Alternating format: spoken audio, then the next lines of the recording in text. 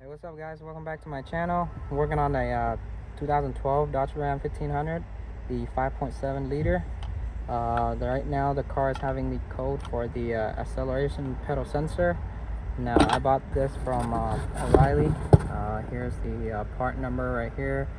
I bought it for $180, but if you guys are gonna buy it, it will be around like $220, $230, I believe, around there.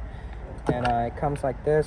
There's two bolts holding on to the pedal with the bracket, but right now I don't need the bracket because I already got the OEM bracket on the car. So I'm gonna take out the bracket, just need the pedal. So for the acceleration pedal, you can see there's one connector that's holding on to it. You're gonna press on this red lock right here, press it up, press on the tab right here, and pull the sensor, pull the connector out. For the bolt, it's a two 10mm bolt, one right here, one on top. And you can see I don't need the bracket for the new one, so I took it off from the new one. I just need to take out the pedal. I already took the top one out. Take this one out.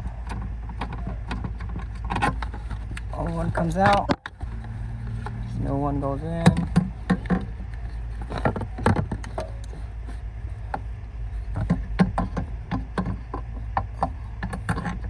Line up with the hole. There you go. Put the bolt back. So since the connector is off, make sure you check for the wire. Make sure there's no damage, and make sure the pin inside is not corroded or like damaged. This one looks good. Back. Press the red tab, lock it down. So, let me show you the code. Here's the code for the acceleration pedal sensor. These three codes are all the same. And if you guys are wanting for the original part from Mopar, this is the original part number from Dodge. So I'm gonna clear it now.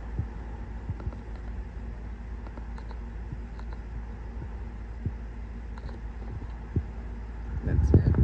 Cycle the key.